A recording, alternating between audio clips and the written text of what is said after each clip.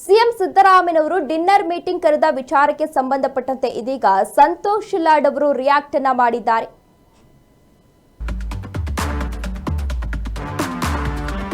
ಸಚಿವರಿಗೆ CM Siddaramaiah dinner ಕರೆದ ವಿಚಾರಕ್ಕೆ ಸಂಬಂಧಪಟ್ಟಂತೆ ಬೀದರ್ನಲ್ಲಿ ಕಾರ್ಮಿಕ ಸಚಿವ ಸಂತೋಷ್ ಲಾಡ್ ಅವರು ಇದೀಗ ಪ್ರತಿಕ್ರಿಯೆಯನ್ನ ಕೊಟ್ಟಿದ್ದಾರೆ. ಪ್ರತಿ ಸಲವೂ ಡಿನ್ನರ್ ಮೀಟಿಂಗ್ ಅನ್ನ ಕರೆಯುತ್ತಾರೆ, ನಾವು ಹೋಗ್ತೇವೆ.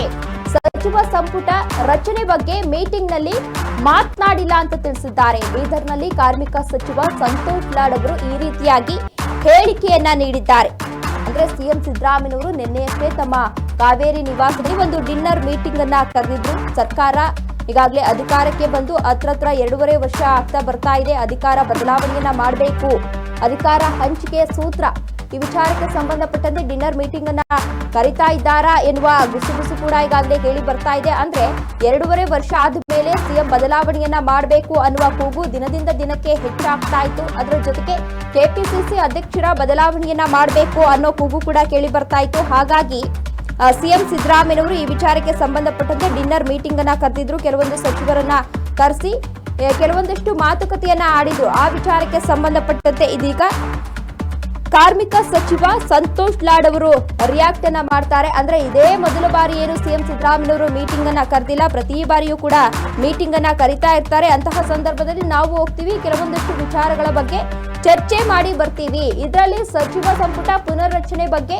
ಯಾವುದೇ ರೀತಿ ಮಾತನಾಡಿಲ್ಲ, ಯಾವ ವಿಚಾರವನ್ನು ಅಲ್ಲಿ ಪ್ರಸ್ತಾಪ ಮಾಡಿಲ್ಲ ಅಂತ ಹೇಳಿ ಕಾರ್ಮಿಕ ಸಚಿವ ಸಂತೋಷ್ ಲಾಡ್ ಅವರು ಇದೀಗ ರಿಯಾಕ್ಟ್ ಮಾಡಿದ್ದಾರೆ.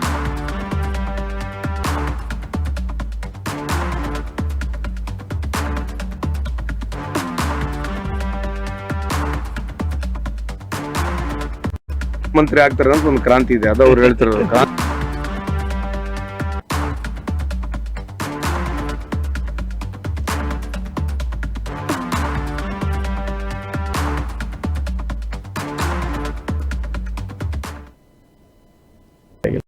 ಆತರ ಚರ್ಚೆ ಮಾಡಂಗಿದ್ರೆ ಮುಖ್ಯಮಂತ್ರಿಗಳಿಗೆ ಏನ್ ಅಣ್ಣ, ನಾವು ಜೊತೆಗೆ ಇದ್ವಿ, ಪ್ರತಿ ವರ್ಷನೂ ಮೀಟಿಂಗ್ ಕರೀತಾರೆ, ಈ ವರ್ಷನೂ ಮೀಟಿಂಗ್ ಕರೆದಿದ್ದಾರೆ.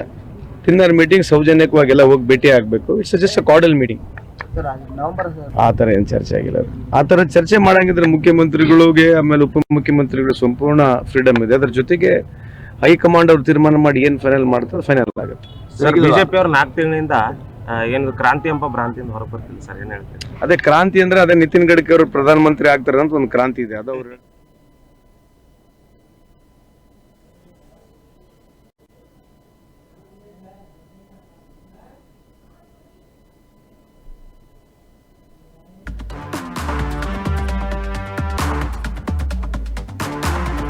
ನವೆಂಬರ್ನಲ್ಲಿ ಕ್ರಾಂತಿಯಾಗುತ್ತಿದ್ದು ಬಿಜೆಪಿ ಹೇಳಿಕೆ ವಿಚಾರಕ್ಕೆ ಸಂಬಂಧಪಟ್ಟಂತೆ ನಮಗೂ ಕೂಡ ಕ್ಯೂರಿಯಾಸಿಟಿ ಇದೆ ಅಂತ ತಿಳಿಸಿದ್ದಾರೆ.